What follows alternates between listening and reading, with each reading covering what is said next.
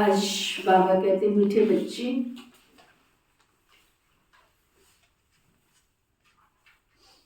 बाप के बने हो तो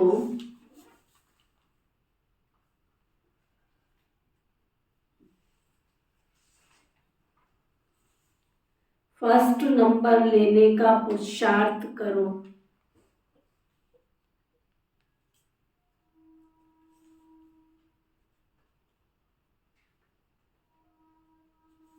क्या कह रहा है बाबा?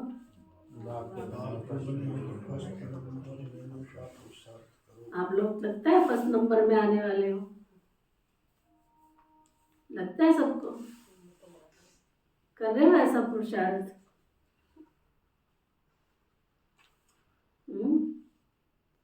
बाप के बने हो तो फर्स्ट नंबर लेने का पुरुषार्थ करो। मम्मा बाबा को फॉलो करने से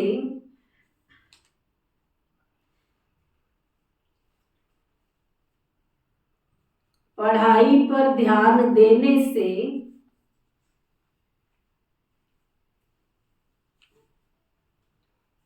फर्स्ट नंबर में आ जाएंगे ना। अगर पढ़ाई पे ध्यान दोगे तो हो सकता है आ भी जाए।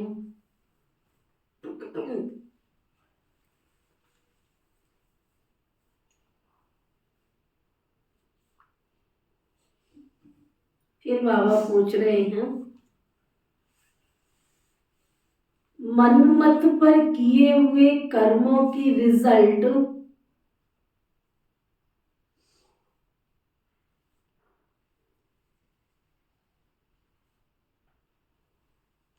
और श्रीमत पर किए हुए कर्मों की रिजल्ट में अंतर क्या है? आज का जो ये प्रश्न है और इस प्रश्न का उत्तर हर ब्राह्मण आत्मा के लिए बहुत डेप्थ में जाने वाला विषय है। ये सचमुच अगर हमने भगवान को पहचाना है, सचमुच सृष्टि पर आए हुए परम पिता परमात्मा से हमने नाता जोड़ा है, हम कोई साधारण प्रजा नहीं है, ये साधारण दुनिया की आत्माएं नहीं है। लाखों करोड़ों आत्माओं को अनदेखा करके परमात्मा की शरण में परमात्मा ने हमें लिया है। इस प्रश्न के उत्तर को अपने अंदर ले जाना, उतार लेना। इससे गुण पढ़ाई तो सहज रीति बाबा मैं समझता हूँ कोई सिखा ही ना सके, क्योंकि हम बाबा के बच्चे बने क्यों हैं? जब चारों तरफ दुनिया में अत्याचार, पापाचार, भ्रष्टाचार, चरित्रहीनता बढ़ जाती है, कलयुग की भी घोर कलयुग की अवस्था, तब शिव बाबा इस धरती पर आते हैं और हमको कोटों में से कोई में से कोई अपना बनाते हैं। किसके वास्ते? दुख के वास्ते तो नहीं ना। भगवान के बच्चे बन के दुखी हो तो भगवान को अच्छा लगेगा क्या? भगवान के बच्चे होकर के अशांत, परेशान, तड़फते रहे, ऐसे बाबा को बच्चे अच्छे लगेंगे क्या? तो आज के इस प्रश्न को और प्रश्न के उत्तर को अंदर ले जाओ, चारों तरफ से अपने मन को समेट करके उतार लेना आज जीवन में। इसको कहते हैं ना, एक गांठ, दो गांठ, तीन गांठ, पूरी गांठ से भर लेना अपने जीवन को आज। ध्यान से सुना प्रश्न? क्या प्रश्न था? मनुमत पर किए हुए कर्मों की रिजल्ट और श्रीमत पर किए हुए कर्मों के रिजल्ट में अंतर क्या है? 63 जन्म से हम आसुरी मत पर चल रहे थे, मनुष्य मत पर चल रहे थे, परमत पर चल रहे थे, मनमत पर चल रहे थे। अब भगवान मिला हमको। क्यों आया वो परम धाम छोड़ के? श्रीमत देने आया ना। पहले अपनी आत्मा को पढ़ाओ, श्रीमत देने आया ना। उसके बाद भी अगर मैं मनमत पे चल रहा हूं तो उसकी रिजल्ट क्या होगी, अंदर नोट करना बुद्धि रूपी डायरी में। बाबा समझा रहे हैं जो अपनी मत पर कर्म करते हैं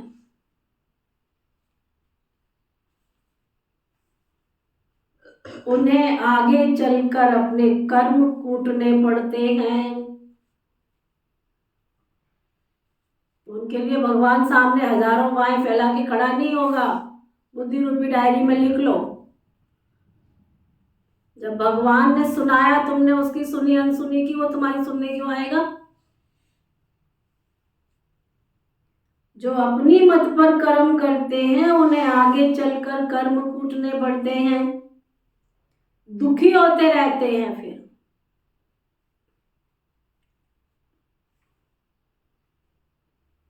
मनमत अर्थात माया की मत से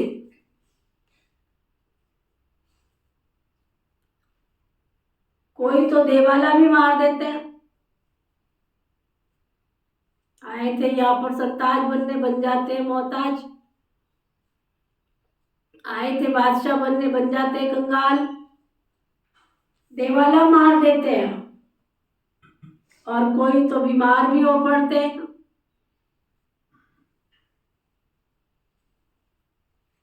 कोई की तो अकाले मृत्यु भी हो जाती है। ये सब है कर्म कूटना।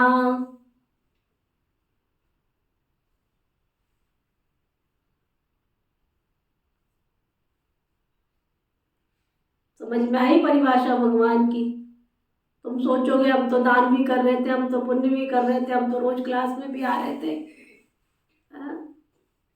हम तो सेवा भी बहुत कर रहे थे, परंतु सब कुछ कर रहे थे अपनी मनमत के प्रमाण। अमृत वेला भी अपने हिसाब से, मुरली क्लास भी अपने हिसाब से, अनुश्रुति भी अपने हिसाब, सब कुछ अपने अकॉर्डिंग, बाबा की श्रीमत के अनुसार नहीं। तो उसका रिजल्ट क्या होगा, उसका परिणाम क्या होगा। इसलिए कहीं समझ में नहीं आता है तो बैठ करके पूछो, ये मैं राइट कर रहा हूँ या रॉन्ग कर रहा हूँ। तो ना गई बात अंदर, अंदर ले जाओ। क्या होते हैं, आगे चल के कर्म कूटने पड़ते हैं, दुखी होते रहते हैं, देवाला भी निकल सकता है, बीमार भी पड़ जाते हैं, और बाबा ने आज अल्टीमेटम दे दिया, काले मृत्यु भी हो जाती है। ये सब कर्म कूटना है। श्रीमत पर तुम बच्चे, दोनों कंसेप्ट क्लियर होने चाहिए ना। अगर श्रीमत पर चलते हो तो श्रीमत पर तुम बच्चे ऐसे श्रेष्ठ कर्म करते हो जो आधा कलप कोई भी कर्म तुमको कूटना नहीं पड़ेगा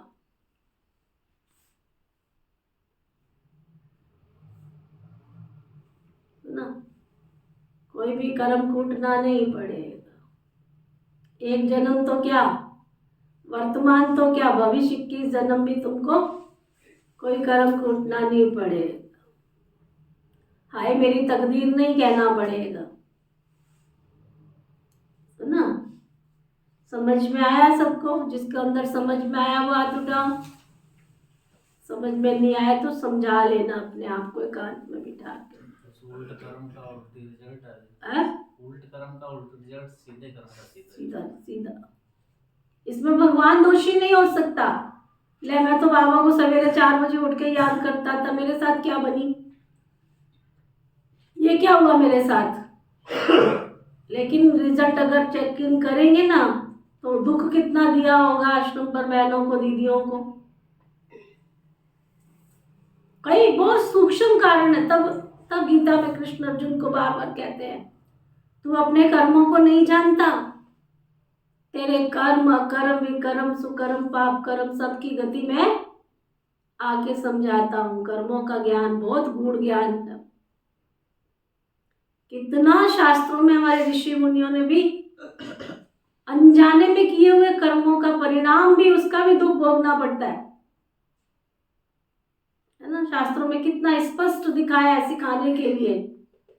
कहते भीष्म पिता को, इतने बड़े वो ऋषि थे, पवित्र थे, उनको कांटों की सैया पे क्यों लेटना पड़ा? कहते हैं कि वो रास्ते से जा रहे थे, रथ पे सवार थे, रास्ते में एक कोई सर्प आया, है ना, उस सर्प को उन्होंने शुभ भावना से उठाया था कि इसको मेरे रथ के नीचे आके मृत्यु न प्राप्त हो जाए, लेकिन उठा के फेंक दिया। ये नहीं देखा कहाँ फेंका, कहते वो कांटों की झाड़ी में फेंक दिया, उसको चला गया। और उस कांटों की झाड़ी में पड़ने से उस मृत्यु उसको सर्प की तड़प तड़प के हुई, और उसका परिणाम उनको मिला कि उनको शेषशैया पर कांटों की तरह से लेटना पड़ा। कितनी सूक्ष्म कर्मों की गति बताई, कितनी सूक्ष्म। अब उन्होंने कोई दुर्भावना से नहीं कोई उसको सर्प को उठाया था, वहां से भावना तो शुद्ध थी ना, लेकिन उस शुद्ध भावना के पीछे भूत भविष्य वर्तमान नहीं था कि जो मैं शुद्ध कर्म भी करने जा रहा हूं इसका परिणाम क्या होगा। तो बाबा कहते पहले कर्म करने से पहले भूत भविष्य वर्तमान तीनों कालों को देखो तो सही। श्री कृष्ण को बहेलिये ने तीर मारा, तीर लगा, मृत्यु का कारण बना। कहते हैं उन्होंने बाली के भाई, सुग्रीव का भाई जो बाली था, क्या था, बाली को छिपके मारा था, छिपके। क्यों भाई? इतने बड़े सूरवीर, इतने बड़े पहुंचे हुए महावीर, उसको छिपने की क्या जरूरत थी? लेकिन हमारे ऋषि मुनियों ने सिखाने के लिए कि तुम ये मत सोचना कि वो भगवान है तो वो भगवान दुष्कर्म से, पाप कर्म से या कोई ऐसा कर्म होगा तो उससे बच जाएंगे। उस कर्म की सजा तो चाहे भगवान हो, चाहे राम हो, चाहे कृष्ण हो, सबको भोगनी पड़ेगी अगर मनुष्य तन लिया है, मनुष्य काया ली है। तो कहते हैं फिर उनको उस कर्म के परिणाम की वजह से मृत्यु जो है उनके तीर से हुई। उन्होंने तीर मारा उसको, उनको तीर मारा उसने। भाव इसके पीछे कि मनुष्य के किए हुए कर्म का परिणाम उसको ही भोगना पड़ेगा। उसका चाचा, काका, नाना, उसका बहू, बेटा, पति, पत्नी, कर्म के बंटवारे में कोई भी नहीं, कर्म के परिणाम के बंटवारे में कोई भी कोई साझेदार नहीं है। जो कर्म मैंने किया उस कर्म का परिणाम मुझे ही भुगतना पड़ेगा। इसलिए श्रीमत ही हमको सुख दे सकती है। श्रीमत भगवत गीता, श्रीमत ही हमको श्रेष्ठ बना सकती है। ठीक है, समझ में आ गया?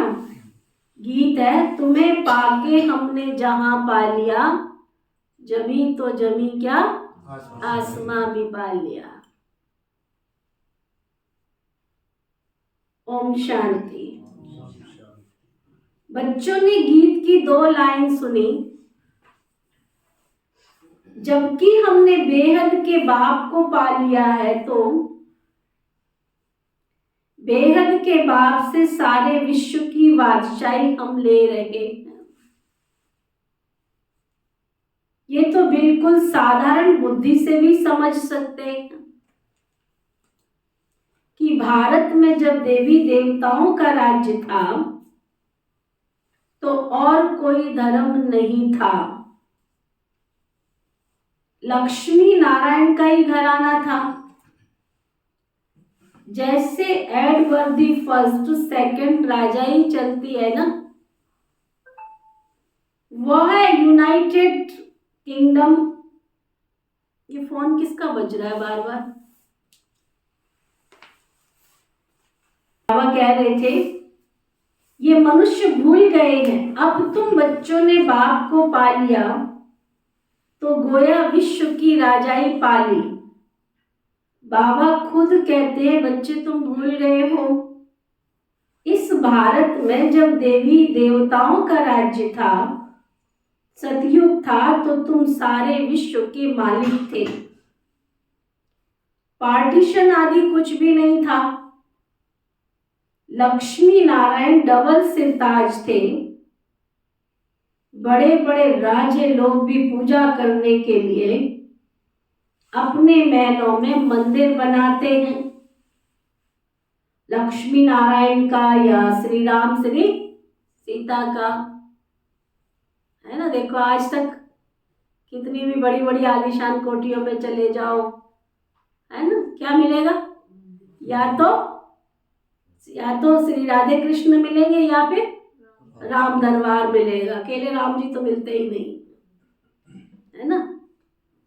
श्री कृष्ण का परिवार, शिव और शंकर जी का परिवार और राम का दरबार कहा जाता है। देखो दोनों में कितना अंतर है, उसके ऊपर फिर बाद में समझाएंगे, है ना। शिव पार्वती का क्या कहते हैं? परिवार, है ना। क्या बोलते हैं? शिव और पार्वती जी का परिवार और राम जी का बड़ा गूढ़ रहस्य है इसमें भी, बहुत गहरा रहस्य है। लेकिन जो भी हो, चाहे वो राम परिवार हो, चाहे राम दरबार हो, चाहे शिव परिवार हो, लेकिन सब अपने अपने घरों में, कोठियों में, बंगलों में, महलों में, है ना, आदर्श के रूप में स्थापित करते हैं। थे तो वे भी भारत के राजे और वो भी भारत के राजे। बाबा यहाँ बता रहे जो राजे महाराजे थे वो भी भारत के राजे महाराजे थे, और श्री लक्ष्मी, श्री नारायण, श्री राम और सीता भी वो भी राजे महाराजे थे। परंतु वे सतयुग त्रेता के थे, वो द्वापर कलयुग के थे। सतयुग त्रेता में श्री लक्ष्मी, श्री नारायण, राम सीता का राज्य था। फिर बाद में होते हैं भिखारी राजाएं। भिखारी राजाएं भी कैसे बनते हैं, ये बातें शिव बाबा इनके द्वारा बैठकर समझाते हैं। गाया भी जाता है पूज्य पुजारी, सतो प्रधान से तमो प्रधान जरूर बनना है। कहते हैं बच्चे, तुम पहले सतयुग में सतोगुणी महाराजा महारानी थे और संपूर्ण पवित्र थे। ये तुम बच्चों को याद रहता है, बरोबर हम सो पूज्य थे, अब नहीं है। फिर पुरुषार्थ से हम ऐसा श्रेष्ठ पद प्राप्त कर रहे हैं। माया ने पुजारी बना दिया है।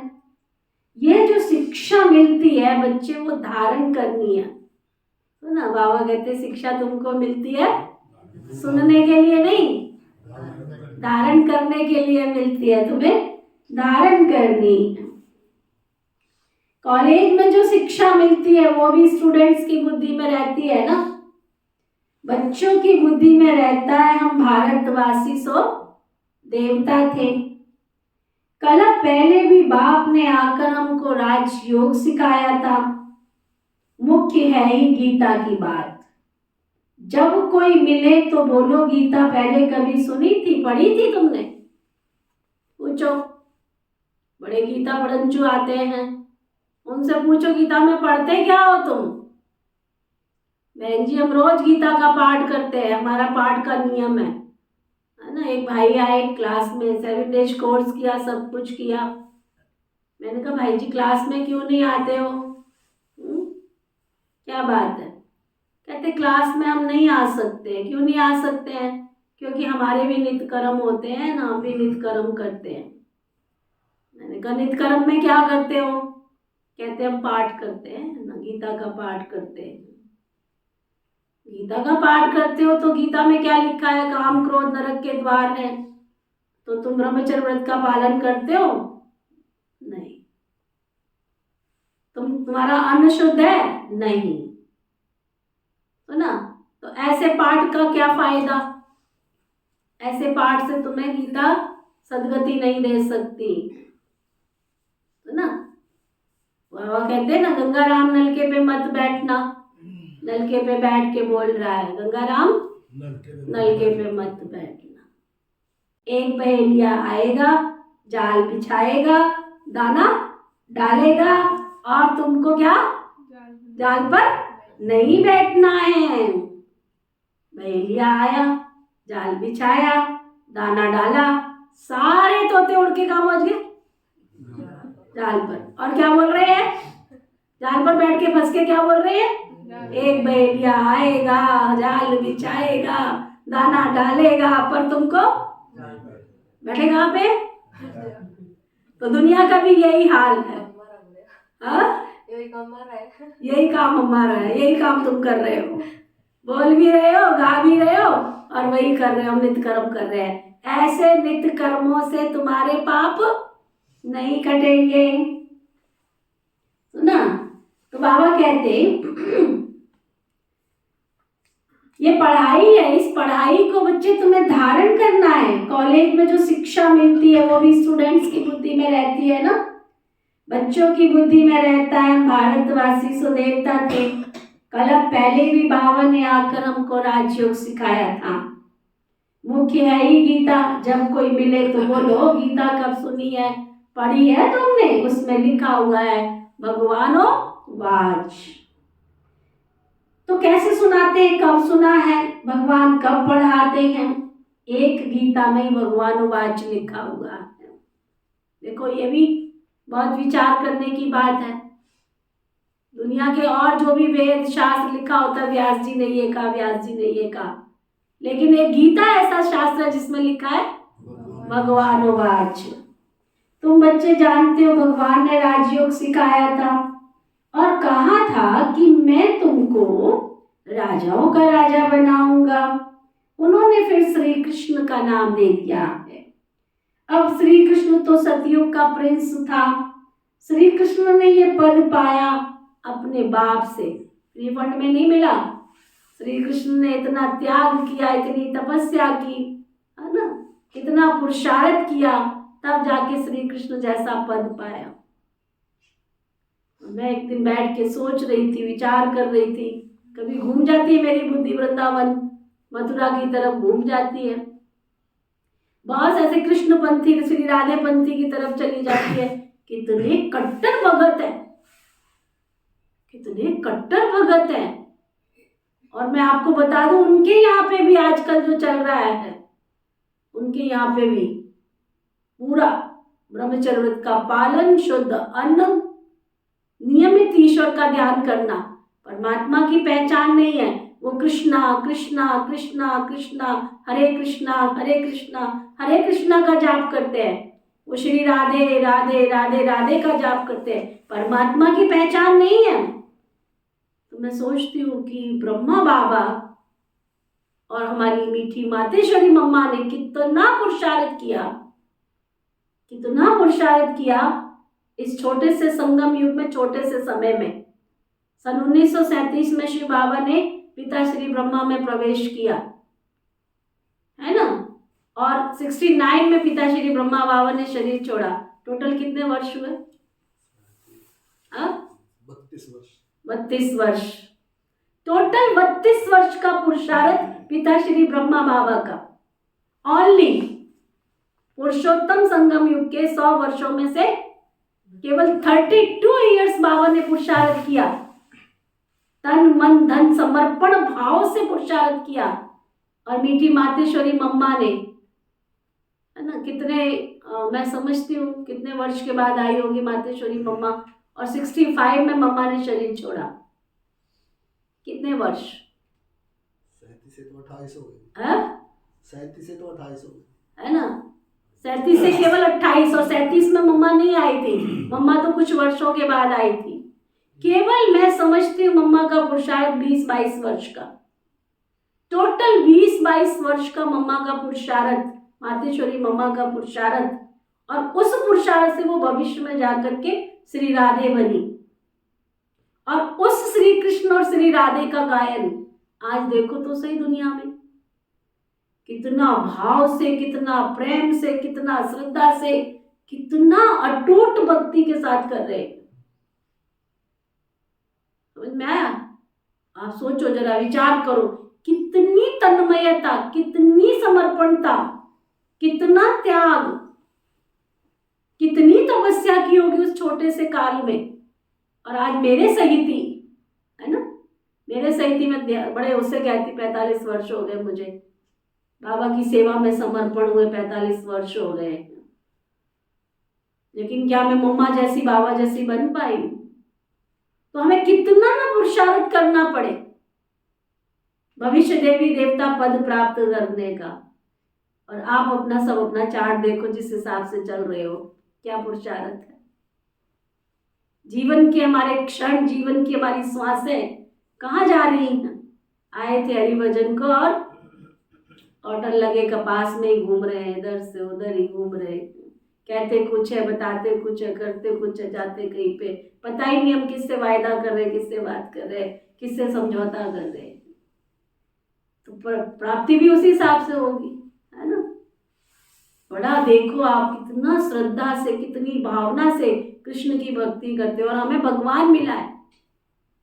उनको विचारों को कृष्ण भी नहीं मिला, उनको विचारों को राधे भी नहीं मिली, है ना। लेकिन फिर भी अनजानेपन में भी कितनी श्रद्धा, कितनी अटूट शक्ति, कितनी अटूट भावना से, प्यार से, उनकी प्यार की भक्ति देख के भी कई बार ऐसे लगता है कि हम भी खो गए, कितने प्यार से, है ना। तो वो अपने अंदर पूछो, चेक करो। बाबा कहते उन्होंने फिर श्री कृष्ण का नाम दे दिया। अब श्री कृष्ण ने ये जो पद पाया है वो कैसे मिला? अपने बाप से पुरुषार्थ करके उसने पद लिया, ऐसे नहीं मिला। कितना दिन रात एक बार उससे पुरुषार्थ किया बाबा ने। कृष्ण कोई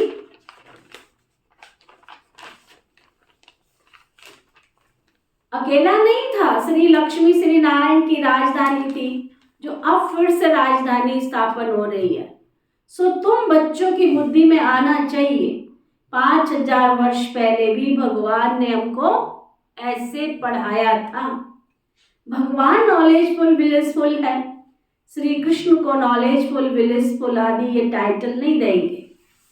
बाप सारी सृष्टि पर तत्वों सहित सब पर ब्लिस करते, सो तो सिवाय परम पिता परमात्मा के और कोई कर न सके। ब्लिस माना मेहर। यहाँ तो देखो तत्व आदि भी सब तमो प्रधान है। बरसात पड़ती है तो नुकसान कर देती है, तूफान लगते रहते हैं, ये सब बेकायदे हुआ ना। फसल तैयार हो गई, अभी काटने वाली थी, उससे पहले बरसात पड़ गई, तो बाबा कहते बेकायदे हो गया ना। सतयुग में कोई बेकायदे बात तो होती ही नहीं जो नुकसान हो।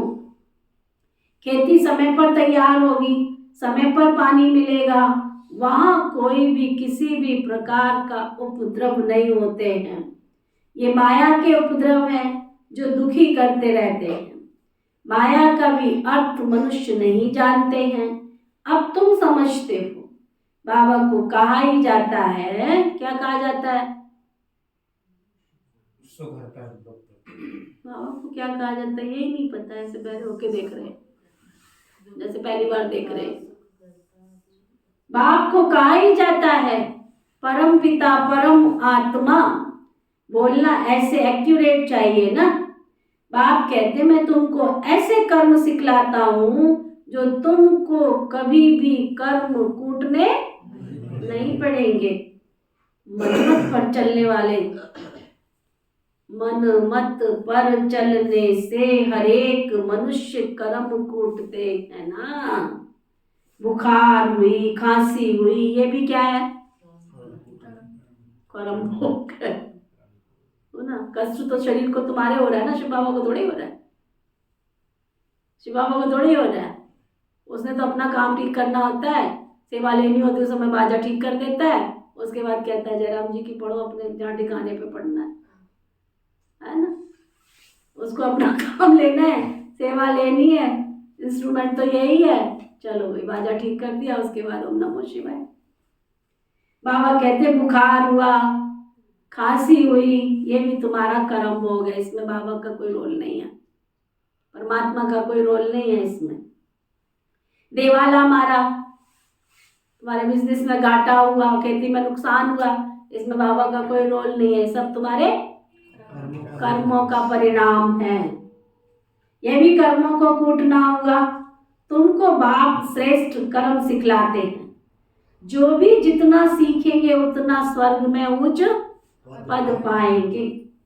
जैसे नाटक में कोई स्पेशल रिजर्व सीट लेते हैं, फिर नंबर वार सेकंड क्लास थर्ड क्लास होती है, अच्छे अच्छे आदमी नजदीक में सीट लेते हैं, तो पढ़ाई में भी सब नंबर वार होते हैं। बाबा कहते मैं तुमको मालिक बनाने आया हूँ। जो जितना पढ़ेगा, सिंपल सी बात है, मैं तुमको मालिक बनाने आया हूँ, सिंपल सी बात है। पढ़ाने वाला निराकार, उनका नाम व्यास व श्री कृष्ण नहीं है। उन सब के तो चित्र है, ब्रह्मा का भी चित्र है, श्री कृष्ण का भी चित्र है, सूक्ष्म व स्थूल चित्र है, तो उनको भगवान नहीं कह सकते। भगवान तो एक ही है जिसको शिव कहते हैं। भल मंदिर कितने भी हैं, परंतु नाम तो असल एक ही है ना, वो कभी बदल नहीं सकता। वो है निराकार परमपिता परम आत्मा। ये किसने कहा? निराकार आत्मा कहती है परमपिता परम आत्मा परम धाम में रहते हैं।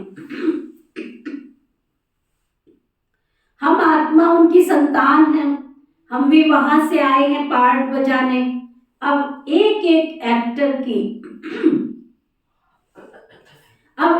एक्टर की बायोग्राफी तो नहीं बताएंगे ना, मुख्य की बताई जाती है। यहाँ भी बड़े बड़े आदमियों की बायोग्राफी बताते हैं ना। अब सारे बेहद सृष्टि में ऊंचे से ऊंच मनुष्य कौन है? कौन है? ड्रामा में ऊंचे से ऊंच पार्ट किसका है? ये भी तुम्हें समझना चाहिए ना। हम एक्टर्स को बाप बैठ समझाते हैं, क्रिएटर, डायरेक्टर, मुख्य एक्टर कौन है? क्रिएटर, एक्टर, मुख्य डायरेक्टर कौन है? एक निराकार शिव परमपिता परमात्मा। शिव बाबा डायरेक्शन देते हैं ब्रह्मा को कि तुमको देवी देवता धर्म की स्थापना करनी है। इमर्ज करो जरा वो सीन, जब शिव बाबा को संकल्प आया कि मैं जाऊं नीचे, मुझे पुरानी दुनिया को, पति दुनिया को पावन बनाना है। मेरे ऊपर नजर क्यों नहीं पड़ी भगवान की? है ना? मेरे ऊपर नजर क्यों नहीं पड़ी? क्योंकि मैंने तो अपने 100 काम बताने थे उसको। नहीं, मैंने तो 100 काम बताने थे, ये भी करना है, वो भी करना है, वो भी करना है। आज्ञा तो उसकी माननी नहीं थी मैंने, इसलिए उसने कौन सा रथ चुना? जिसने भगवान की आज्ञा की शरण में, ईश्वर तुम जो कहोगे, जैसे कहोगे, मैं तुम्हारी आज्ञा का पालन करूंगा। है ना? मेरे को क्यों नहीं चुना भगवान ने? उसको अपना काम कराना है तो किसको चुनेगा? वो जो उसका काम करेगा, जो उसका कहना मानेगा, जो आज्ञाकारी होगा, जो ईमानदार होगा। सबसे बड़ी बात, पहले ईमानदार होगा, फिर आज्ञाकारी होगा, फिर वफादार होगा। है ना? ठगी नहीं करेगा उसके साथ में। करोड़ों का, अरबों का बिजनेस छोड़ करके कुर्बानी करने वाला होगा, बलिदान देने वाला होगा। ऐसा रथ उसने सिलेक्ट किया जिसमें कोई क्वेश्चन नहीं, अनुभवी, जिसके अंदर भाव भी हो, भक्ति भी हो, जिसके अंदर श्रद्धा भी हो। ऐसा रथ उसने सिलेक्ट किया। मेरी भावना तो पता नहीं कब बदल जाएगी, मेरी श्रद्धा का भी कोई ठिकाना नहीं है। है ना? तो उसने कौन सा रथ चुना? जिसके पास भाव भी था, भावना भी थी, श्रद्धा भी थी, और एक बल, एक भरोसा, अटूट लगन भी थी। ईमानदार था, आज्ञाकारी था, वफादार था। है ना? 16 कला संपूर्ण, सर्वगुण संपन्न, 16 कला संपूर्ण, संपूर्ण निर्विकारी, डबल अहिंसक, मर्यादा पुरुषोत्तम। इस लास्ट जन्म में भी था। ऐसे रथ को बाबा ने सिलेक्ट किया। है ना? तो बाबा कहते हैं, शिव बाबा डायरेक्शन देते हैं ब्रह्मा को कि तुमको देवी देवता धर्म की स्थापना करनी है। स्थापना कर, फिर तुमको जा करके स्वर्ग में पालना भी करनी। उसके अंदर दिव्यता थी, उसके अंदर पालना करने का भी संस्कार था। ना? वो बाप भी था तो माँ भी था। वो शरीर के रूप में देखा जाए तो बाप था, लेकिन पालना देने में ब्रह्मा, माँ के उसके अंदर गुण थे सारे कि वो बच्चों की परवरिश कर सकता था। इसलिए भविष्य का कारोबार भी उसको दे दिया कि वर्तमान में तुम्हें नई दुनिया स्थापन करनी और भविष्य में पालना भी तुमको करनी है। हम नहीं करेंगे, तुमको सिखलाते हैं, डायरेक्शन देते हैं ना। करण करावन हार है, खुद करते भी है, नॉलेज सुनाते हैं और तुमसे कराते भी हैं। श्रीमत मिलती है, ये करो, ड्रामानुसार ब्रह्मा ये स्थापना कर फिर राज्य करेंगे। ब्राह्मण ब्राह्मणियां भी राज्य करेंगे। तो बाबा समझाते मैं निराकार हूँ, बाकी सब साकारी है। अब वो निराकार परमपिता परमात्मा आत्माओं को मत देते हैं। आत्मा इन कानों से सुनती है, मुख से बोलती है, तो सबसे मुख्य हुआ परमपिता परमात्मा, फिर ब्रह्मा विष्णु शंकर, सूक्ष्म वतनवासी, फिर संगम युग है जिस पर जगदम्बा सरस्वती और जगत पिता ब्रह्मा, ये हैं बड़े ते बड़े, इनके द्वारा रचना होती है। तुम सब मिलकर भारत को स्वर्ग बनाते हो। बाबा की मदद से तुम मनुष्य से देवता बनाते हो, है ना। बाबा की मदद मिलती है तो तुम सबको मनुष्य से देवता बनाने में अपना कार्य, अपना जीवन सफल करते हो। सतयुग में होते हैं दैवी संप्रदाय। बाबा कहते हैं हम तुमको ऐसे कर्म सिखलाते हैं, कैसे, क्या, कि तुम कभी भी दुखी ना हो, तुमको कभी दुखी ना होना पड़े। अब सारा मदार बच्चे तुम्हारे पुरुषार्थ पर है। क्या सारा मदार तुम्हारे पुरुषार्थ पर है। क्या क्या सारा मदार तुम्हारे पुरुषार्थ। क्या मदार? चाहे तो बाप का बन के फर्स्ट क्लास का टिकट ले लो, सूर्यवंशी बनो, और चाहे तो चंद्रवंशी बनो। मेरा कोई रोल नहीं है, मेरा कोई रोल नहीं है। ये तो तुम जानते हो ना, तुम्हारे मम्मा बाबा सबसे जास्ती पुरुषार्थ करते हैं, सर्विस करते हैं, वह तो महाराजा महारानी बनेंगे। तुम उन्हों की गद्दी पकड़ेंगे या नापास हो जाएंगे। जगत अम्बा का कितना नाम है, सरस्वती है ब्रह्मा की बेटी। देखो दोनों ही पद में अगर हम मातेश्वरी मम्मा को देखें, टोटली 20-25 वर्ष का पुरुषार्थ, अगर हम उसे माँ सरस्वती के रूप में देखें तो जितने भी विद्वान, प्रकांड, पंडित, आचार्य, जितने भी बड़े साधु संत महात्मा, महामंडलेश्वर, शंकराचार्य आदि, नारी का मुंह देखें या ना देखें, नारी का मुंह देखें या ना देखें, परंतु माँ सरस्वती की वंदना किए बिना कोई कारोबार उनका शुरू नहीं होता। कितना ऊंचा पद है अगर देखा जाए, है ना, है ना, विचार करने की बात। अगर मैं दूसरे रूप से देखूं, अगर मैं दूसरे रूप से देखूं कि वो माँ जगदम्बा है, पूरे वर्ष 365 दिन माँ जगदम्बा का मंदिर कभी बंद नहीं होता। श्री लक्ष्मी को देखो तो साल में एक बार बुला लेंगे, लेकिन माँ जगदम्बा के मंदिर पुत्र मांगने भी जाएंगे, पोत्रे मांगने भी जाएंगे, धन मांगने भी जाएंगे, संपत्ति मांगने भी जाएंगे, सुख दुख भी मांगने जाएंगे, और साल के 365 दिन तक उसकी पूजा करेंगे, आराधना करेंगे। कितना ऊंचा पद है ना, कितना ऊंचा पद है। और अगर श्री राधे के रूप में देखूं तो, श्री राधे के रूप में देखूं तो श्री राधे राधे राधे, कितना गायन, कितना पूजन है। अगर मैं श्री लक्ष्मी के रूप में देखूं तो, है ना, कितना भी सेठ हो, कितना भी स्वामी हो, कितना भी साहूकार हो, अरबपति करोड़पति हो, तो भी लक्ष्मी के, श्री लक्ष्मी के चरण में तो वो आता ही आता है। कितना बड़ा ऊंचा पद है मातेश्वरी मम्मा का। आप ये देखो कितना पुरुषार्थ किया होगा, कितना भगवान का दिल जीता होगा, कितनी त्यागी, कितनी तपस्वी मूर्त बनी होगी, है ना, कितनी त्यागी, कितनी तपस्वी मूर्त बनी होगी, कितनी अथक सेवादारी होगी, जो सारी दुनिया में पूरे 63 जन्म तक है ना। सारी दुनिया के अंदर कलयुग के लास्ट तक भी अपने पद, एक होता है सीट को सलाम, आज राजा बनाया कल उतार दिया, लेकिन ऐसा पद निश्चित किया कि जन्म जन्मांतर कल्पांतर उस सीट को कोई रिजर्व सीट, श्री राधे श्री कृष्णा, श्री मातेश्वरी मम्मा और पिता श्री ब्रह्मा दोनों की सीट कल्पांतर, है ना, फिक्स रिजर्व सीट, उसको कोई आज तक ले ही नहीं पाया।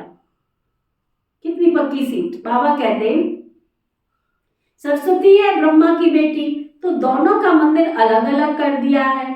ब्रह्मा का भी अजमेर में बड़ा मंदिर है, वो है जगत पिता, वो है जगत माता, जगत को रचने वाला। मुख्य धर्म में 4, फिर तो बहुत छोटे छोटे मठ पंथ आदि निकलते रहते, आपस में लड़ते झगड़ते भी रहते हैं, क्योंकि पार्टीशन बहुत है ना, मेरा धर्म ऊंचा, तेरा धर्म ऊंचा, इसका धर्म ऊंचा, उसका धर्म ऊंचा, लड़ते रहते हैं, जहां तहां झगड़ा लगा पड़ा है। सतयुग में ऐसे नहीं होता है। तो बाबा समझाते नीचे लाडले बच्चे, इस ड्रामा के राज को तुम्हें बहुत अच्छी रीति समझना है। यह तो जानते हैं हम आत्मा परम धाम से आती है, गर्भ में चोला धारण कर हम पाठ बजाते हैं।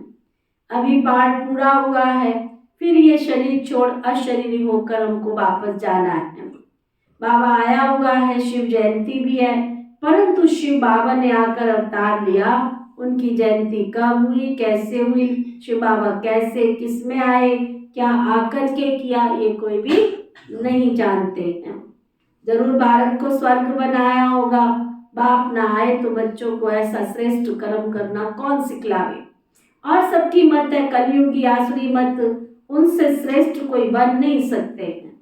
अब मैं तुमको सुमत देता हूँ, और कोई की मत पर नहीं चलो, बहुत धक्के खा लिए, अब क्यों चलते हो, सिर्फ शिव बाबा की मत लो, है ना। मैं श्रेष्ठ हूँ तो जरूर तुमको ऊंचाई बनाऊंगा ना, तो श्रीमत पकड़नी चाहिए, और कोई की मत पकड़ी तो धोखा खा लेंगे। कदम कदम पर बाबा से श्रीमत लेते रहो, और इन लक्ष्मी नारायण जैसा बन जाएंगे।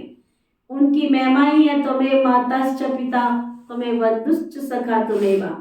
मैं तुम्हारा बाप भी हूँ, टीचर भी हूँ, और सतगुरु भी हूँ, और तुमको ऊंचे ते ऊंच मत देता हूँ। बाबा ने कितनी अच्छी बात की। मैं श्रेष्ठ हूँ तो तुमको, सीधा सा लॉजिक है, तुमको मेरी शरण में क्यों आना है, तुम्हें मेरा कहना क्यों मानना है, क्योंकि मैं श्रेष्ठ हूँ तो तुमको गलत गाइड तो करूंगा नहीं ना, जिससे तुम श्री लक्ष्मी श्री नारायण के समान बनते हो।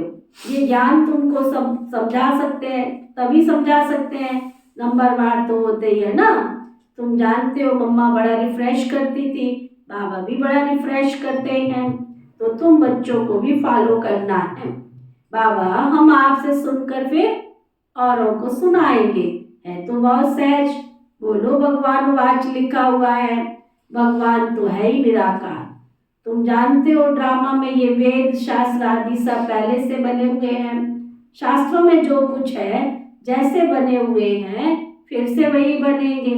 कितनी गुह्य बातें हैं, गुह्य से गुह्य बातें सुनाते रहेंगे, जो बच्चे समझ कर फिर दूसरों को भी समझा सकें। व्यास तो लिखने वाला मनुष्य होगा ना। भगवान किसको कहा जाता है, वह तो सभी का बाप है, श्री कृष्ण नहीं है। श्री कृष्ण की हिस्ट्री ज्योग्राफी को भी तुम बच्चे जानते हो। भगवान तो सृष्टि का रचता ठहरा, राजयोग भगवान ने सिखलाया ना कि श्री कृष्ण ने। तुमको ये नशा रहना चाहिए कि हम ये राजयोग सीखकर भविष्य प्रिंसेस बनेंगे। बैरिस्ट्री पढ़ते हैं तो नशा रहता है, इम्तिहान पास कर जाकर कुर्सी पर बैठ बैरिस्टर बनेंगे। तुम जानते हो मरना तो सभी को है ही है ना, है ना। क्या जो आए हैं सो जाएंगे जरूर, राजा हो या रंक या फकीर, सबको जाना है। तो बाबा कहते हैं, अभी बाप कहते हैं मरने से पहले, मरने से पहले पुरुषार्थ तो कर लो। ये तो ठीक है कि मरना है, परंतु पुरुषार्थ तो कर लो। अभी बाप कहते हैं मरने से पहले पुरुषार्थ करो। इस समय सिर्फ तुम्हारी प्रीत मेरे साथ है, कौरवों की विपरीत बुद्धि थी और पांडवों की प्रीत बुद्धि थी। तो प्रीत बुद्धि वालों की स्थापना और विपरीत बुद्धि वालों का विनाश हुआ। ये बच्चे पढ़ाई है, तो तुमको पहले पहले निश्चय होना चाहिए ना कि हमको बाप पढ़ाते हैं और राजाओं का राजा बनाते हैं। 5000 वर्ष पहले 5000 वर्ष के बाद तुमको पढ़ाने आता हूँ। इस ड्रामा में कोई चेंज नहीं हो सकती। तुम जानते हो सत्य बोलने वाला एक बेहद का बाप ही है। बाकी जो सभी मनुष्य मात्र ईश्वर के लिए रास्ता बताते हैं और उनकी रचना के लिए जो सब कुछ बोलते हैं वो सब झूठ ही झूठ है। मनुष्य समझते भी हैं, परंतु अभी तक प्रभाव निकलने का समय नहीं है ना, इसलिए देरी लगेगी। ट्रेन तो अपने समय पर ही पहुंचेगी ना, तुम्हारे कहने से थोड़ी। हाँ, ट्रेन तो समय पर ही पहुंचेगी ना, 8 के बदले 2 बजे तो नहीं पहुंचेगी ना। हम पुरुषार्थ करते करते समझते हैं अभी जल्दी स्वर्ग में चले जाएं, परंतु बाबा स्टेशन मास्टर है ना? बाबा तुम्हारे कहने से थोड़ी 4 बजे का टाइम से 2 बजे पहुंच जाएगी। कई बार बिफोर टाइम पहुंच जाती है, आधा घंटा 1 घंटा, तो भी बंदे सोए पड़े रहते हैं। बाबा कहते परंतु बाबा स्टेशन मास्टर कहते हैं कि फ्लैग डाउन व सिग्नल नहीं है, अजून देरी है, राजा स्थापन हो जाए तब चलेंगे ना। बहुत बच्चे कहते बाबा यहाँ रहकर हम तंग हो गए हैं, हाँ, उठा लो हमको यहाँ से। बाबा कहते हैं ये तो तुम्हारा नंबर 1 जन्म है, इसमें कभी भी तुमको क्या इसमें तुमको कभी भी तंग नहीं होना है। वंदे मातरम गाया हुआ है, तुमको योग बल से सारे विश्व को पावन बनाना है, समझा? अच्छा, मीठे मीठे सिखी लदे बच्चों प्रति माता पिता बाप दादा का याद प्यार और गुड मॉर्निंग। रूहानी बाप की रूहानी बच्चों को नमस्ते। हम सब रूहानी बच्चों की सिखवा प्रेम से नमस्ते नमस्ते नमस्ते जी। धारणा के लिए मुख्य सार, इस विनाश काल में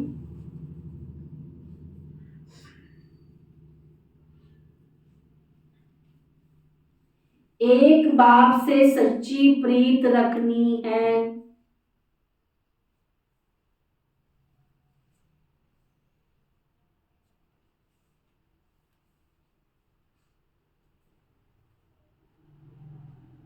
इस विनाश काल में एक बाप से सच्ची प्रीत रखनी है, सदा इसी नशे में रहना है कि हम राजयोग सीख भविष्य प्रिंसेस बनेंगे।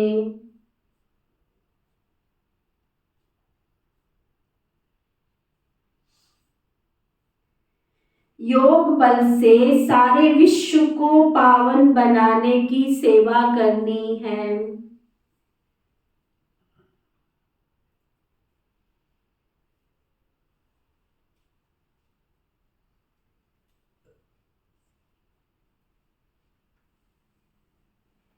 इस नंबर 1 जन्म से कभी भी तंग नहीं होना,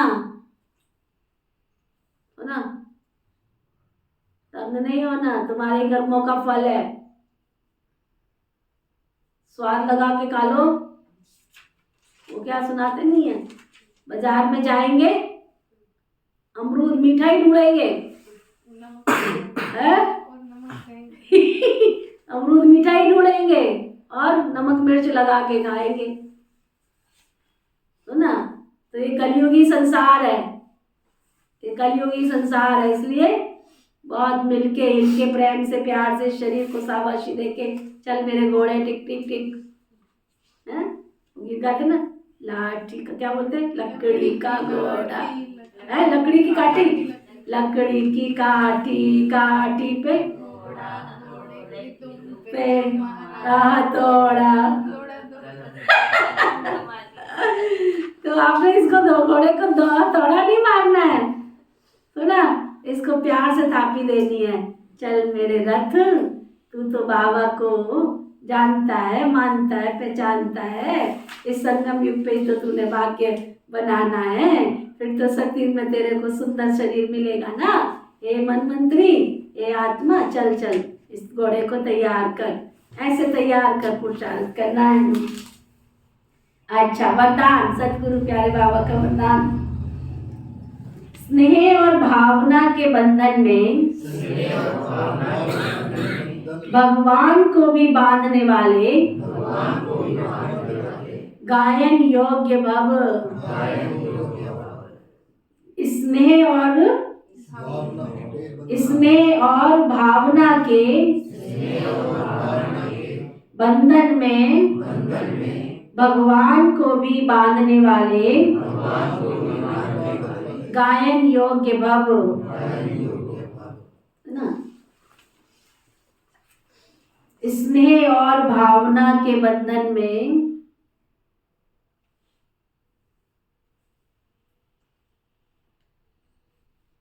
भगवान को भी बांधने वाले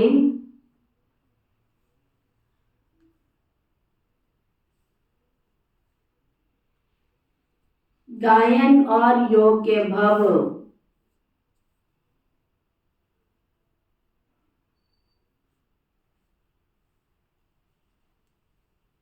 भक्ति मार्ग में गायन है, गोपियों ने भगवान को भी बंधन में बांध दिया।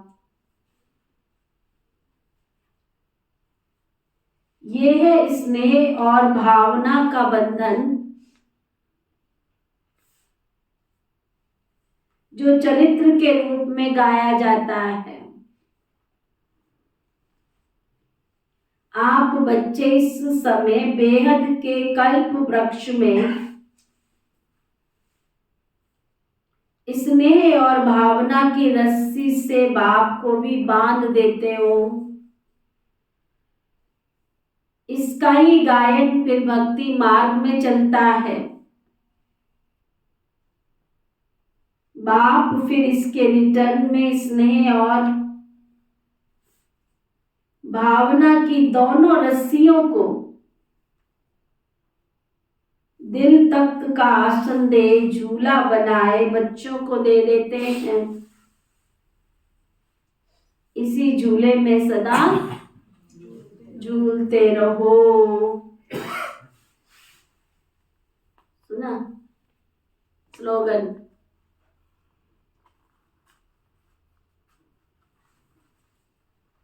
स्वयं को हर परिस्थिति में मोल्ड करने वाले ही, स्वयं को हर परिस्थिति में मोल्ड करने वाले ही सच्चे गोल्ड हैं। स्वयं को हर परिस्थिति में मोल्ड करने वाले ही सच्चे गोल्ड हैं। रूहानी इंजेक्शन।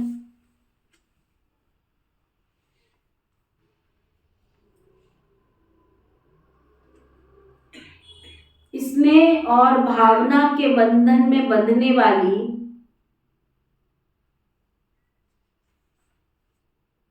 मैं सच्ची गोपी और गोप हूं। स्नेह और भावना के बंधन में बंधने वाली मैं सच्ची गोपी और गोप हूं। आज का व्यक्ति इशारा।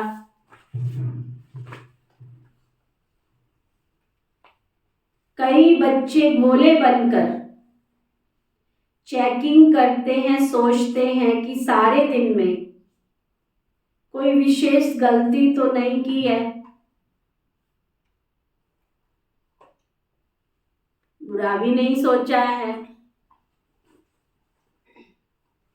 बुरा बोला भी नहीं है, लेकिन ये चेक नहीं करते कि दिव्य व अलौकिक कर्म किया।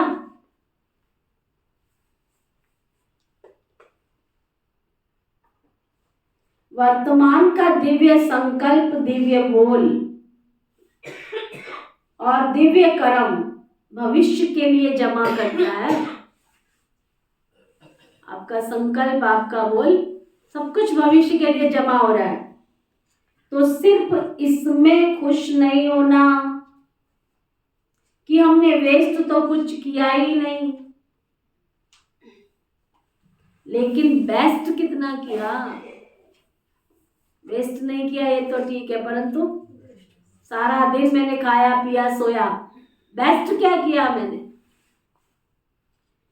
दुख नहीं दिया ये तो ठीक है,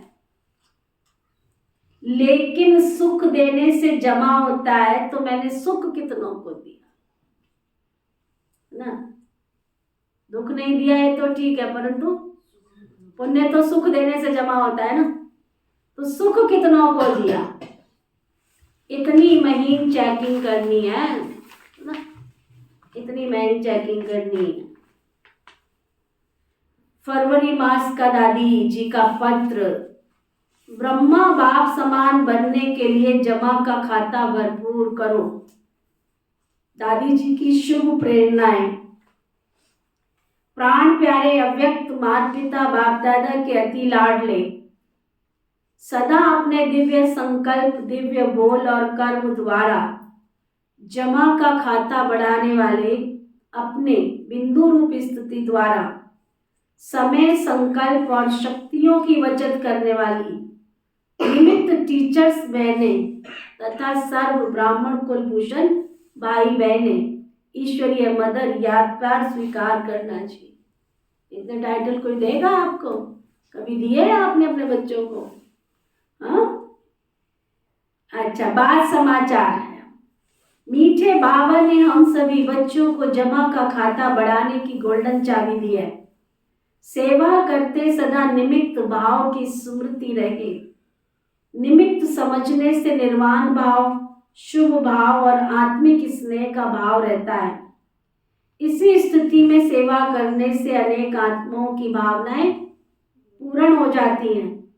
समय की समीपता प्रमाण अभी हम सबको ब्रह्मा बाप समान संपन्न बनना है।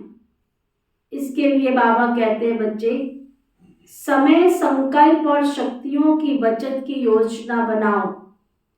जैसे मेरा मेरा कहकर सब कुछ गवाया, ऐसे ही मेरे को तेरा तेरा कहकर जमा का खाता भरपूर करो। जो साकार के संकल्प व संस्कार रहे, साकार माना ब्रह्मा बाबा के, उनसे अपने को मिलाते रहो तो समय की बचत भी होगी और बुद्धि की शक्ति जो नष्ट होती है वो भी बच जाएगी। बाबा कहते, बच्चे अब व्यर्थ खर्चे को फुल स्टॉप लगाओ। अपने प्रति अपनी शक्तियां अधिक यूज नहीं करो। अपनी बुद्धि का, वाणी का और कर्म का हर समय का प्रोग्राम फिक्स करो। उसी अनुसार खर्चे को चलाओ तो बजट प्रमाण कार्य सफल होगा। उसके लिए अमृत वेले उठकर रोज अपनी डायरी बनाओ और उसी प्रमाण बुद्धि द्वारा, वाणी द्वारा और कर्म द्वारा मुझे क्या क्या करना है उसको फिक्स करो। यही विधि है बचत करने की। तो बोलो, ऐसा ही अटेंशन रख चेकर और मेकर बने हो ना। इस बार शिव जयंती पर सभी ने खूब धूम मचाई। चारों तरफ बहुत अच्छी सेवाएं हुई हैं, जिसके समाचार सुनते हैं तो बहुत खुशी होती है। कैसे करण करावन हार बाबा अपने बच्चों को निमित्त बनाए बेहद की सेवाएं करा रहा है। वाह बाबा वाह, वाह वाह वाह, बाबा के राइट हैंड बच्चे वाह। सभी के प्रति दिल की दुआएं निकलती हैं। कितना निस्वार्थ भाव से अथक बन सभी बाबा को प्रत्यक्ष करने की सेवा में लगे हुए हैं। सेवाओं के साथ स्वयं को भी संपन्न बनाना है। याद और सेवा, यही डबल लॉक है जो माया जीत और प्रकृति जीत बनाएगा। तो डबल अटेंशन रख सदा आगे बढ़ते चलो। बाकी मधुबन बेहद घर की रौनक के समाचार तो आप सभी सुनते रहते हो। अभी डिविल विदेशी भाई बहनों के आने की मौसम है। बहुत समय के बाद विश्व के सभी सेवा स्थानों के मुख्य भाई बहनें मीटिंग के लिए मधुबन पहुंच गए। सभी आपस में मिलकर स्वोन्नति और विश्व सेवा के प्लान्स बनाएंगे। अभी तो आने वाला ये मार्च का महीना हमारी दोनों मीठी दादियों का स्मृति दिवस है। दादी गुलजार जी के द्वारा हम सब ने प्यारे बाप दादा की पालना ली, वो हम सबको याद रहती है। साथ साथ हमारी दादी जानकी जी जो वट वृक्ष के समान पूरे विश्व का भ्रमण करते अपने गुणों का दान करके अनेक आत्माओं को योग्य और योगी बनाया। ऐसी मीठी दादियाँ सबके दिलों में सदा याद रहती हैं। अच्छा, आप सभी का स्वास्थ्य ठीक होगा।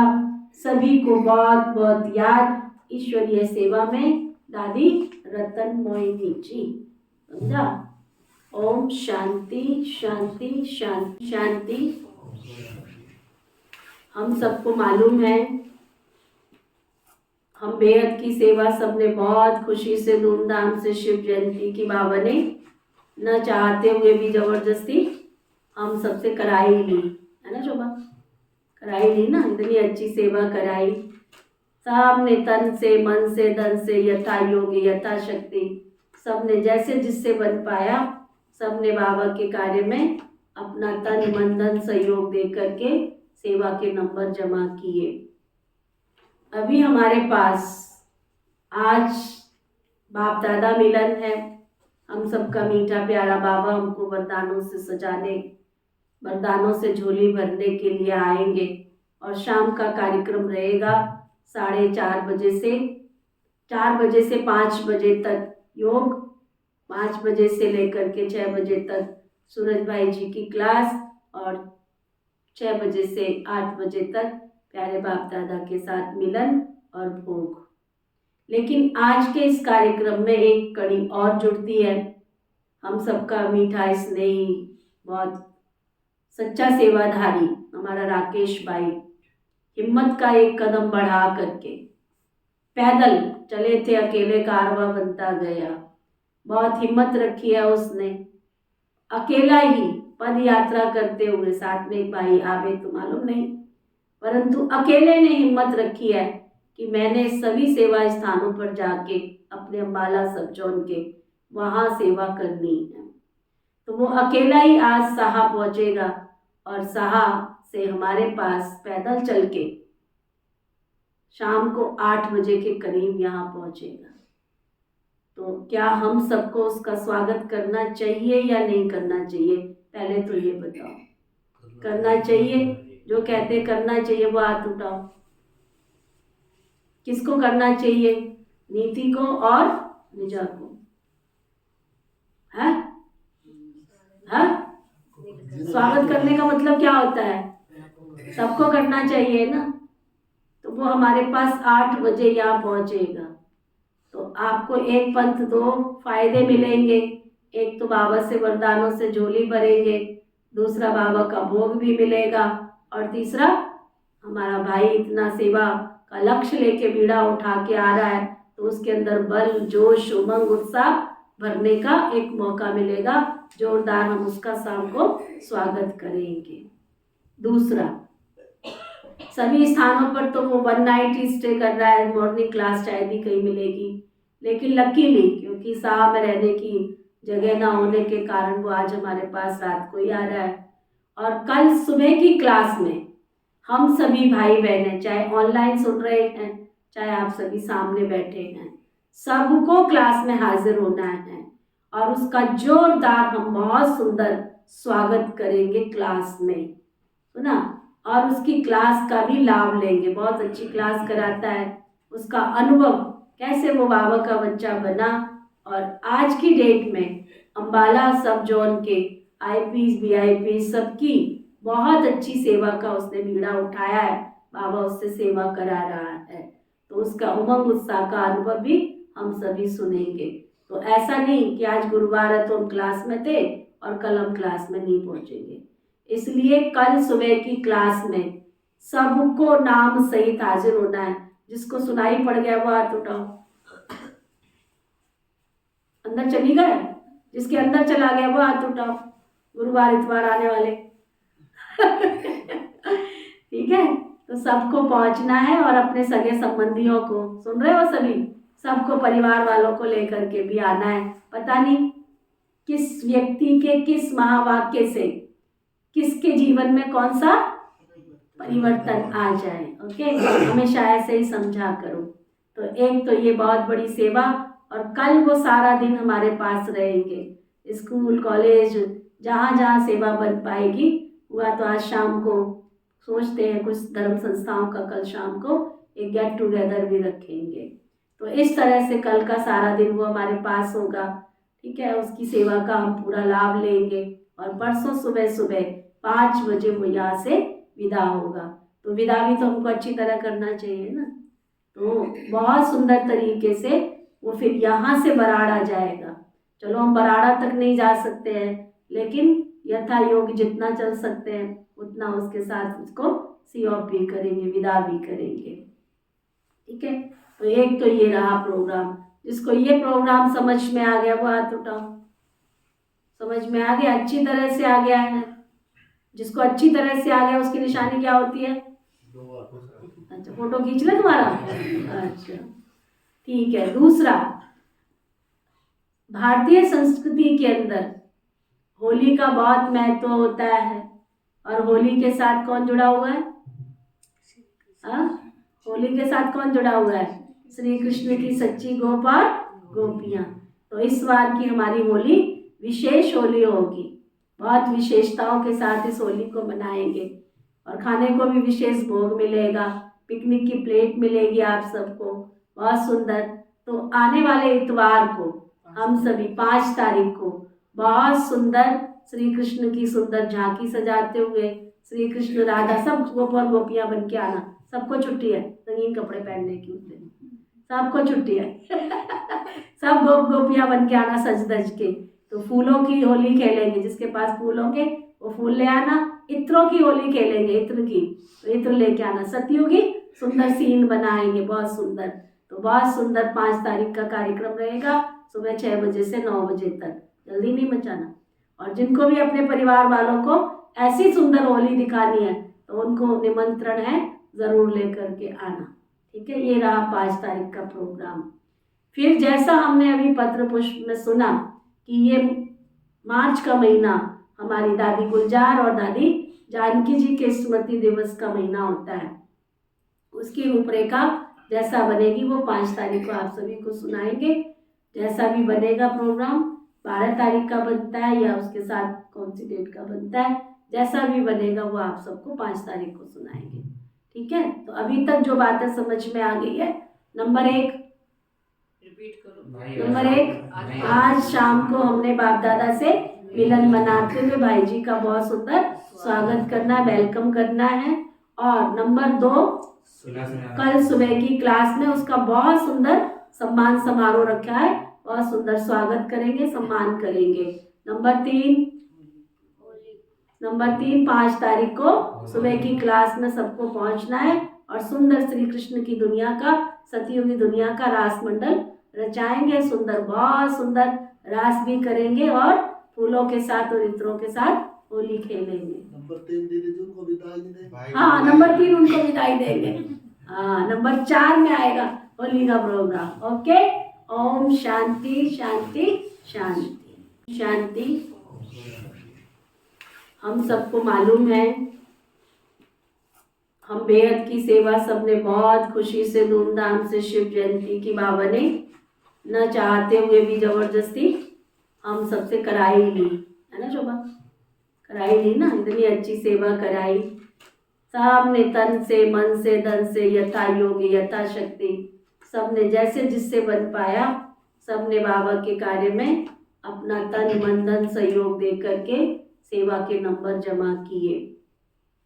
अभी हमारे पास आज बाप दादा मिलन है, हम सबका मीठा प्यारा बाबा हमको वरदानों से सजाने, वरदानों से झोली भरने के लिए आएंगे। और शाम का कार्यक्रम रहेगा 4:30 बजे से 4 बजे से 5 बजे तक योग, 5 बजे से लेकर के 6 बजे तक सूरज भाई जी की क्लास, और 6 बजे से 8 बजे तक प्यारे बाप दादा के साथ मिलन और भोग। लेकिन आज के इस कार्यक्रम में एक कड़ी और जुड़ती है। हम सबका मीठा स्नेही, बहुत सच्चा सेवाधारी हमारा राकेश भाई हिम्मत का एक कदम बढ़ा करके पैदल चले थे, अकेले कारवां बनता गया। बहुत हिम्मत रखी है उसने, अकेला ही पद यात्रा करते हुए, साथ में एक भाई आवे तो मालूम नहीं, परंतु अकेले ने हिम्मत रखी है कि मैंने सभी सेवा स्थानों पर जाके अपने अम्बाला सब जोन के वहाँ सेवा करनी है। तो वो अकेला ही आज साहा पहुँचेगा और साहा से हमारे पास पैदल चल के शाम को 8 बजे के करीब यहाँ पहुँचेगा। तो क्या हम सबको उसका स्वागत करना चाहिए या नहीं करना चाहिए? पहले तो ये बताओ, करना चाहिए? जो कहते करना चाहिए वो हाथ उठाओ। किसको करना चाहिए? नीति को और निजा को? है? स्वागत करने का मतलब क्या होता है? सबको करना चाहिए ना। तो वो हमारे पास 8 बजे यहाँ पहुँचेगा। तो आपको एक पंथ 2 फायदे मिलेंगे। एक तो बाबा से वरदानों से झोली भरेंगे, दूसरा बाबा का भोग भी मिलेगा, और तीसरा हमारा भाई इतना सेवा का लक्ष्य लेके बीड़ा उठा के आ रहा है तो उसके अंदर बल, जोश, उमंग, उत्साह भरने का एक मौका मिलेगा। जोरदार हम उसका शाम को स्वागत करेंगे। दूसरा, सभी स्थानों पर तो वो 1 नाइट ही स्टे कर रहा है, मॉर्निंग क्लास शायद ही कहीं मिलेगी, लेकिन लकीली क्योंकि साहब में रहने की जगह ना होने के कारण वो आज हमारे पास रात को ही आ रहा है। और कल सुबह की क्लास में हम सभी भाई बहनें, चाहे ऑनलाइन सुन रहे हैं चाहे आप सभी सामने बैठे हैं, सबको क्लास में हाजिर होना है और उसका जोरदार हम बहुत सुंदर स्वागत करेंगे क्लास में, सुना? और उसकी क्लास का भी लाभ लेंगे। बहुत अच्छी क्लास कराता है, उसका अनुभव कैसे वो बाबा का बच्चा बना और आज की डेट में अम्बाला सब जोन के आईपीएस, बीआईपीएस सबकी बहुत अच्छी सेवा का उसने बीड़ा उठाया है। बाबा उससे सेवा करा रहा है, तो उसका उमंग उत्साह का अनुभव भी हम सभी सुनेंगे। तो ऐसा नहीं कि आज गुरुवार है तो हम क्लास में थे और कल हम क्लास में नहीं पहुंचेंगे। इसलिए कल सुबह की क्लास में सबको नाम सहित हाजिर होना है। जिसको सुनाई पड़ गया वो हाथ उठाओ। अंदर चली गए? जिसके अंदर चला गया वो हाथ उठाओ। गुरुवार इतवार आने वाले ठीक है, तो सबको पहुंचना है और अपने सगे संबंधियों को, सुन रहे हो सभी, सबको परिवार वालों को लेकर के भी आना है। पता नहीं किस व्यक्ति के किस महावाक्य से किसके जीवन में कौन सा परिवर्तन आ जाए। ओके, हमेशा ऐसे ही समझा करो।